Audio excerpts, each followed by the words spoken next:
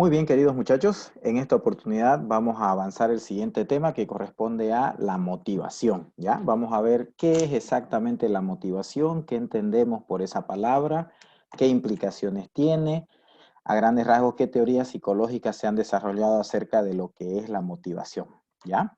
Bueno, la gran pregunta es, ¿por qué hacemos las cosas que hacemos? ¿Por qué nos comportamos de la forma en la que lo hacemos? ¿Qué es lo que nos mueve a actuar de una determinada manera y no de otra manera? Esas preguntas son las que se responden a través de las famosas teorías de la motivación. Para ello tenemos que entender qué vamos a definir como motivación, ¿ya?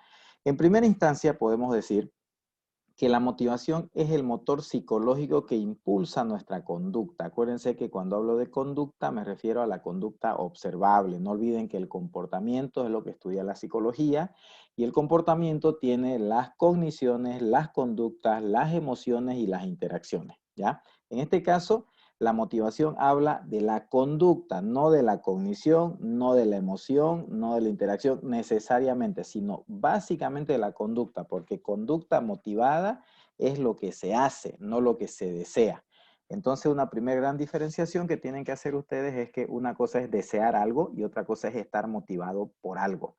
Yo puedo desear ser un buen profesional, pero no necesariamente estar motivado para ser un buen profesional. Si yo soy irresponsable con mis materias, si no asisto a clases, si soy impuntual, si copio en exámenes, tengo el deseo de ser profesional y de ser buen profesional, pero lo que estoy haciendo no es una conducta motivada para ser buen profesional, porque el que copió, el que llegó tarde, el que no leyó, el que no hizo sus trabajos o no aprendió, no va a ser nunca un buen profesional. ¿Entienden? Entonces, estar motivado para algo quiere decir hacer algo, ¿ya? En cambio, tener ganas de algo es eso, ganas nada más, no garantiza el hacerlo, ¿ya?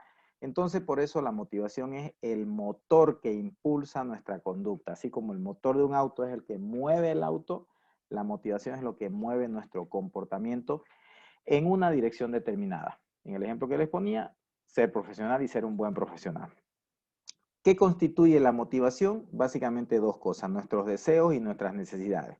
El querer y el tener ganas es la parte anterior a la conducta motivada. El querer, tener ganas o el necesitar algo da lugar a la conducta motivada. ¿Ok? Entonces, eso como primera parte.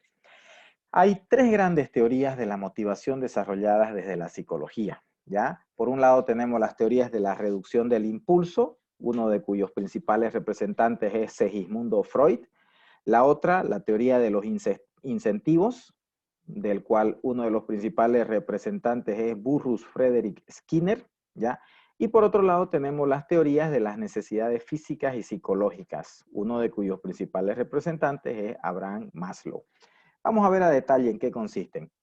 Las teorías, escuchen bien, plural, teorías de la reducción del impulso, ¿ya? Tienen que ver con los siguientes aspectos. En primer lugar, fueron formuladas inicialmente por Clark Hull y Donald Hebb en los años 43 y 49 del siglo pasado, y plantearon que hay ciertos impulsos que son los que motivan la conducta. ¿Cuáles son esos impulsos? El hambre, la sed y la frustración sexual. Pero es un impulso, ¿por qué? Porque todo impulso es desagradable y al satisfacer el impulso, esa satisfacción es placentera. Entonces, por eso nos movemos para minimizar los estados aversivos y aumentar los estados hedonistas en el sentido de placer, ¿ya? Entonces lo que hacemos es eso. Sentir hambre es incómodo, alimentarse es agradable, ¿no? Es satisfactorio. Lo mismo pasa con la sed y lo mismo pasa con la frustración sexual.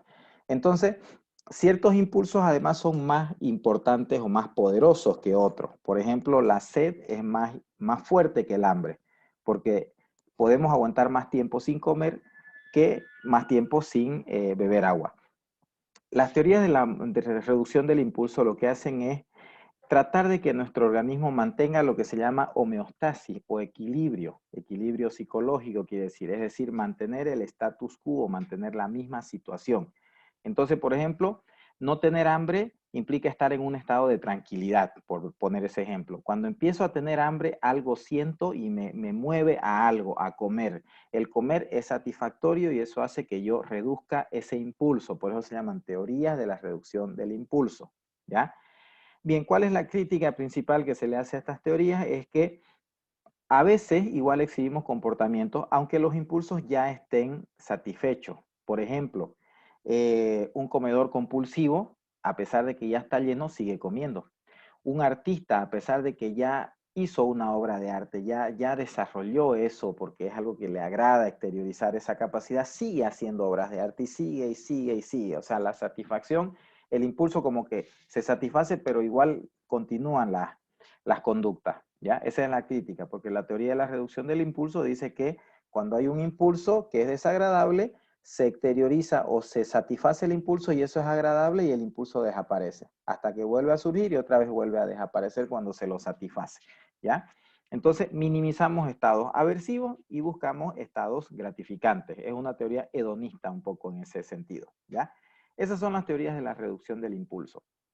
Por otro lado, tenemos las teorías de los incentivos, que son las que nos dicen que hacemos las cosas porque tenemos ciertos objetivos y esos objetivos son positivos. O sea, hacemos las cosas porque conseguimos algo, en palabras sencillas. Por ejemplo, pintar. Yo pinto, ¿por qué? Porque es satisfactorio el hecho de pintar y porque además me van a reconocer el hecho de que yo pinte, ¿no? El hecho de que digan que soy artista, etcétera, eso me satisface, ¿no?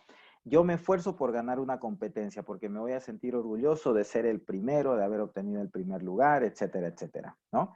Entonces, las teorías de los incentivos dicen que hacemos las cosas por las consecuencias de esas cosas y las consecuencias nos incentivan. Queremos lograr cosas, quiere decir, por eso se llaman teoría de los incentivos. Hay dos tipos de incentivos o motivaciones desde este punto de vista. La motivación intrínseca, que es la que viene de adentro, y la motivación extrínseca, que es la que viene de afuera. Por ejemplo, motivación intrínseca sería el querer aprender realmente esta materia, pero por el hecho de que yo quiero aprender, no solamente por el tema de la nota. Motivación extrínseca sería vencer la materia como sea porque me interesa la nota, ¿ya? ¿Qué nos motiva entonces? En resumen, nos motiva lo que nos refuerza, nos motiva aquello que nos hace que se mantenga la conducta, ¿no? Entonces ahí vemos los famosos reforzadores, ¿se acuerdan ustedes? Los reforzadores son todos aquellos aspectos que hacen que se mantenga una conducta o se incremente, ¿ya? Entonces, aquí lo que sucede a veces es lo que se llama saciedad del reforzador. Quiere decir que el reforzador, cuando sea otorgado, si se otorga demasiado, pierde su cualidad reforzante, ¿no? Entonces, si yo a un niño lo voy a reforzar con dulces para que haga algo, si le doy una montonera de dulces, pues ya no lo va a hacer porque ya tiene todo el reforzador en exceso. Si yo les pusiera 100 a todos ustedes en la nota, ¿ya? Entonces, eso implicaría el hecho de que ya no vendrían a clase. ¿Por qué? Porque ya tendrían esa nota y ya no buscarían el reforzador en ese sentido, ¿ya? Esas son las teorías de los incentivos. Por otro lado, tenemos las teorías de las necesidades físicas y psicológicas. Eso quiere decir que todo organismo tiene una necesidad. ¿Qué es una necesidad? Una necesidad es un estado interno insatisfactorio. Generalmente es la carencia de algo. Generalmente falta algo en nuestro organismo y de esa manera vamos a otorgar o hacer algo para satisfacer esa necesidad. Ahora, desde este punto de vista, hay ciertas necesidades y hay tipos de necesidades, como por ejemplo Murray las clasifica en necesidades primarias o biológicas y necesidades secundarias o psicológicas. Las necesidades primarias son aquellas que tienen que ver con el cuerpo, con la satisfacción del cuerpo. Por ejemplo, el hambre es una necesidad primaria. La sed es una necesidad primaria porque tiene que ver con algo que falta en el cuerpo, algo que falta en el organismo. En cambio, las necesidades secundarias son aquellas que tienen que ver con no lo biológico, aunque derivan de lo biológico, sino con otros aspectos como por ejemplo el sentir que yo necesito amor, que necesito afecto, que necesito que me presten atención, que necesito que me vean, que me tomen en cuenta, ¿me entienden? Esas son necesidades secundarias o psicológicas. Se llaman secundarias no porque sean secundarias en orden de importancia, no, sino que secundarias porque no dependen de lo biológico. Entonces, las necesidades primarias, si no las satisfacemos, nos morimos. Las necesidades secundarias, si no las satisfacemos, no necesariamente nos morimos, salvo que nos suicidemos. Ese sería el caso extremo, ¿no? En cambio, si yo no como, me muero. Si no tomo agua, me muero. Por eso se llaman primaria, en ese orden, por ese aspecto, ¿ya? Bueno, Maslow, que es uno de los principales representantes, establece su famosa jerarquía de necesidades, que van desde necesidades de carencia hasta necesidades de desarrollo. Ahorita las vamos a ver a detalle. Se deben satisfacer todas las necesidades básicas en primera instancia y así se van satisfaciendo de manera progresiva las necesidades. Veamos un poco a detalle lo que dice Maslow y en su famosa teoría de la jerarquía de necesidades. Él utiliza la metáfora de la pirámide porque en la base de la pirámide siempre está la estructura más fuerte del edificio de una pirámide y en la parte superior siempre está la estructura que tiene menor peso en proporción a todo el resto de la estructura. Entonces, por eso él dice que en la base de la pirámide están las necesidades fisiológicas, hambre, sed, sexo sobre todo, que sin las cuales no podríamos sobrevivir. Luego vienen las necesidades de seguridad, que son aquellas de mantener la integridad y la seguridad física, que no nos golpee algo, que no suframos un accidente, etcétera. Mantener nuestra vida, en otras palabras. Cuando mantenemos nuestra vida surgen las necesidades sociales, las necesidades de interacción, de relacionarnos con otras personas, de tener amistades, de tener interacciones con las demás personas, interactuar, etcétera, ¿no? Cuando se satisfacen esas necesidades surgen las necesidades de estima, es decir, las necesidades de sentirme amado, sentirme querido, sentir que me toman en cuenta, etcétera. Todas estas necesidades fisiológicas, seguridad, sociales y estima son necesidades de carencia o de supervivencia, porque son en las que falta algo. En cambio, la última necesidad, que es la de autorrealización, es una necesidad de crecimiento o desarrollo, no es una necesidad de carencia, porque una persona autorrealizada es aquella que hace cosas por la simple satisfacción de poder hacerlas. Es la persona que hace cosas no porque necesite hacerlas. El ejemplo típico podría ser, digamos, aquella persona que ayuda al prójimo, pero no se está sacando la selfie para que todos vean que ayudó al prójimo, que está ayudando y digan, oh, qué buena gente, qué bondadoso, qué bueno, ¿no? No, la persona autorrealizada siente la necesidad de ayudar y ayuda, pero ayuda en secreto. No le importa que se enteren que es él o ella quien está ayudando. El simple hecho de saber que ayudó a alguien en necesidad es satisfactorio para esta persona y es una forma de darle sentido a su vida. Es una forma de hacer que su vida tenga ese valor de servicio, por ejemplo, si fuera ese el caso, ¿ya? Entonces, las necesidades de autorrealización son necesidades de crecimiento o desarrollo, ¿ya? Son jerárquicas, ¿por qué? Porque yo no puedo estar pensando en darle sentido a mi vida si estoy muerto de hambre. Así de simple, ¿ya? Yo no puedo estar pensando en enamorarme, necesidades de estima, o en tener una relación de pareja, ¿no? Si estoy en una situación en la que el techo se me va a caer encima y me muero, ¿no? O si vivo en un barrio donde hay violencia, hay tiroteos, hay asesinatos a cada día. O sea, no me va a permitir, digamos, ¿no? Esto explica por qué los países en desarrollo, pobres económicamente, no desarrollan tantos aspectos intelectuales. Eso no se debe a que sean duros de la cabecita, eso se debe a que se ocupan básicamente de lo básico, pues que es la supervivencia. En cambio, en los países desarrollados la supervivencia ya está garantizada porque hay una fortaleza económica. Entonces, ahí sí se pueden desarrollar precisamente ya otras situaciones, ¿ok? Bien, eso entonces en cuanto a nuestro amigo Maslow. Para cerrar el tema, ¿cuándo se da la motivación? En realidad, cuando hablamos de motivación, hablamos de conducta motivada. Por favor, pónganle, cuando anoten conducta motivada, cursiva, negrilla y subrayado. Conducta motivada. La motivación es hacer algo, en palabras sencillas. ¿Cómo se da? Se da cuando hay una necesidad que se combina con una presión. Ya les definí lo que es necesidad, ahora vemos qué es presión. Presión es cualquier estímulo del entorno que o aumenta o disminuye esa necesidad.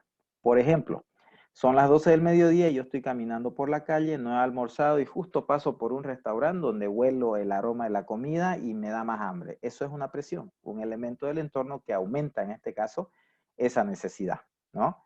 Otro ejemplo, tengo ganas de ir al baño, estoy en la universidad y no quiero ir a los baños de la universidad y miro la hora y sucede que falta media hora para que termine la clase, entonces automáticamente como que me autoprogramo para que esa necesidad baje, para poder aguantar hasta llegar a mi casa, ¿no? ¿Cuál es la presión? La hora hace que disminuya la necesidad. salvo que sea muy urgente y ya se da una situación que mejor ni nos la imaginamos, ¿no?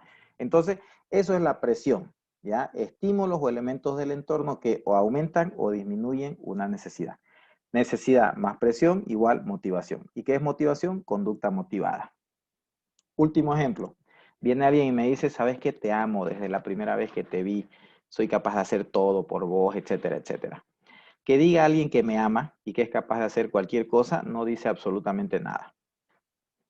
No me dice que esté realmente enamorado. Si está realmente enamorado o enamorada, las conductas que emita tienen que ser de enamoramiento. Por ejemplo, ya es mi pareja y me pega, pero dice que me ama, dice que es por protegerme y me pega. Entonces, no está motivada para amarme. Me está utilizando de alguna manera, porque si me amara, no me pegara, ¿no? No me golpeara, porque el amor es preocuparse por la otra persona de alguna manera, ¿no? Entonces, si yo me trago el cuento, pues bueno, ¿no? Debí revisar este temita para ver que una cosa es lo que se dice y otra cosa es lo que se hace. Si usted está motivado para algo, se emiten conductas que determinan eso, ¿ya? Entonces, motivación no es un concepto abstracto, es una conducta, la conducta motivada, ¿ya? Bueno, de esa manera cerramos entonces el tema de hoy y nos vemos en la siguiente grabación, ¿ok? Un saludo a todos.